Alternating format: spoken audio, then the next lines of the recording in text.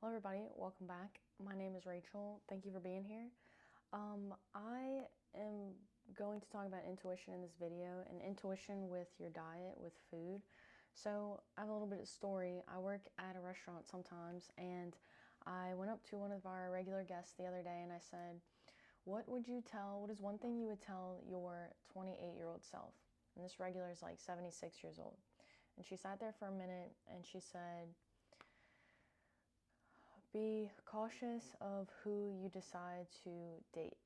And I was mind blown because during the day, as I'm walking around and, doing my job, I was thinking to myself that exact same thing. Like my intuition was saying, be careful who you surround yourself with. And I was thinking about that in terms of food. Now, a long time ago, like a few years ago, and maybe a lot of you can also relate to this, a lot of times you'll be eating things, consuming things, being in certain places, and your intuition inside is like, maybe we should do this differently, or maybe I shouldn't be eating this, maybe I should go on a walk, maybe I should clean my sheets on my bed or fold my laundry and stuff. And that voice is just always there. That voice is just always there, and it's wonderful to have external, like I had that conversation with a regular and she confirmed my intuition. But a lot of times we're just going out through life, like through our dietary choices and whatnot, and we're constantly getting this information about what we should and shouldn't be doing. And it's interesting, I saw a quote the other day. It said, if you stay on the wrong train for longer than you need to, it's way more expensive to get back. And I think the same is true for intuition, the same is true for diet. And it's hard because we get hooked, chemically addicted to some of these foods. But deep down, our intuition is always guiding us to what we should or shouldn't be doing. And sometimes it's so hard to make that switch over into listening to yourself. But if you're watching this, I hope that this is an encouragement for you to listen to your intuition. So if you think that you have a habit that keeps coming up in the back of your mind, you keep getting this thing like, maybe you shouldn't be doing this. This is an invitation for you to listen to that. And there have been lots of times in my life where I've wished that I would have listened to my intuition earlier. And I tend to get mad at myself when I don't listen to my intuition. But it's always there. It's always speaking to you, no matter who you are. There's that little voice in your head that's always kind of has that inner wisdom, that inner knowing.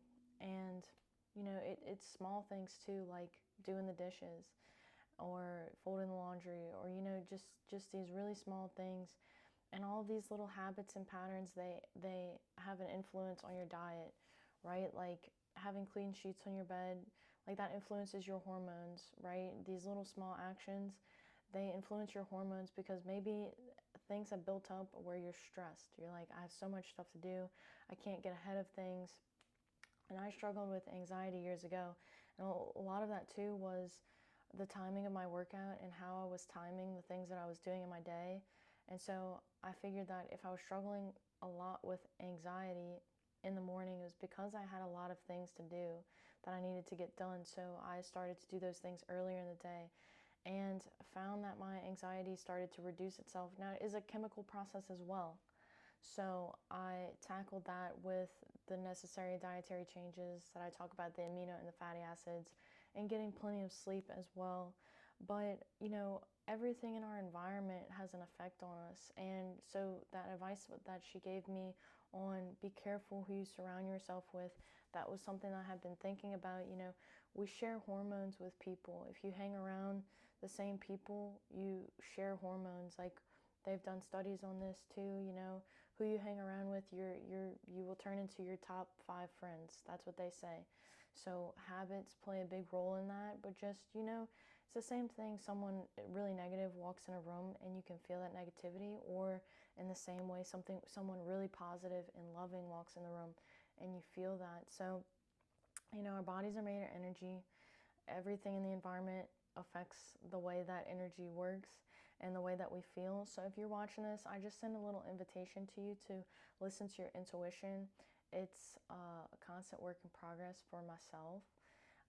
But anyway, that's just that little nugget. I hope everyone's doing well today. If you find this video helpful and you think it could help someone you know, you can like, share, or subscribe it. You know, don't forget your simple habits. Don't forget to go into the sunlight, put your feet on the ground. You know, take a few deep breaths. Those simple habits. Don't forget that sunlight. That light shines so bright.